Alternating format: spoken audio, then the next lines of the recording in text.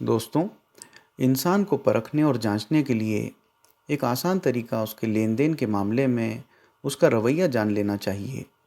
دولت کمانے کے اندھی دوڑ میں ایک انسان دوسرے انسان سے دھوکہ اور فریب کے ذریعے طرح طرح کے فرضی کاروبار کرتا ہے۔ اس سے جھوٹ بولتا ہے، اپنے مال کے عیب کو چھپا کر بیچتا ہے، اصلی دکھا کر نقلی بھی دے دیتا ہے، اور انتہا تو یہاں تک کر دیتا ہے کہ ادھار لے کر وقت پر ادا کرنے کے وعدے سے بھی پلٹ جاتا ہے۔ کاروبار میں ادھار کا سودا نہ چاہ کر بھی ضروری ہو جاتا ہے۔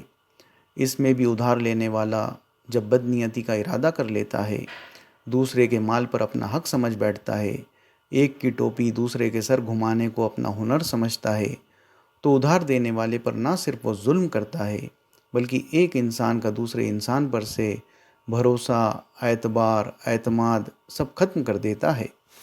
انسانیت کو اسی نقصان دہ حالات سے بچانے کے لیے ہمارے رب نے قرآن میں سورہ بقرہ کی آیت نمبر 282 میں یہ پیغام دیا کہ اے ایمان والو، جب کبھی تم آپس میں کچھ مقرر وقت تک کے لیے ادھار کا لین دین کرو تو اس کو لکھ لیا کرو، اور چاہیے کہ لکھنے والا تمہارے بیچ انصاف سے لکھ دے اور لکھنے والا لکھنے سے انکار نہ کرے۔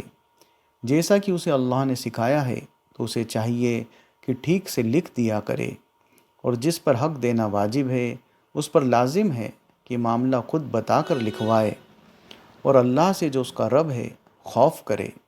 لکھواتے وقت کسی چیز میں کمی اور نقصان والی بات نہ لکھوائے۔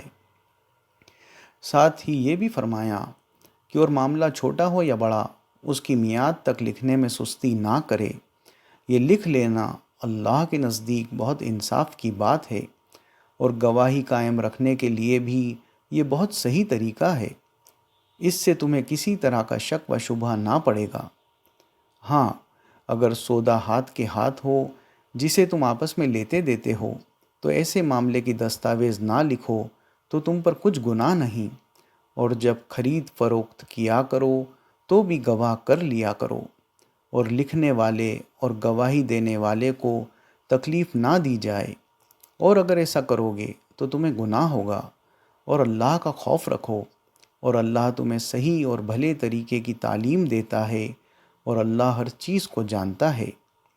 غور کیجئے، لین دین کی لکھا پڑھی نہ ہونے کی وجہ سے کئی بار انسان ٹھگی کا شکار ہو جاتا ہے اور کسی عدالت یا فورم میں بھی اپنا حق ثابت نہیں کر پاتا۔ اسی طرح ادھار کے معاملے میں بھی زبان سے پلٹ جانے والے قصے عام ہیں۔ بہتر یہی ہے کہ لکھا پڑھی کے معاملے میں مستعد رہنا چاہیے، اور یہ بات نہیں بھولنا چاہیے کہ 100 بقا اور 1 لکھا، کہ قرآن میں ہمارے رب کی تعلیم پر عمل سے انسان بڑے نقصان سے بچ سکتا ہے۔ آئیے قرآن سے انسانیت کے سبق کو ہم جانیں، سمجھیں اور اپنے عمل سے اس کا حق ادا کرنے کی کوشش کریں۔ والسلام۔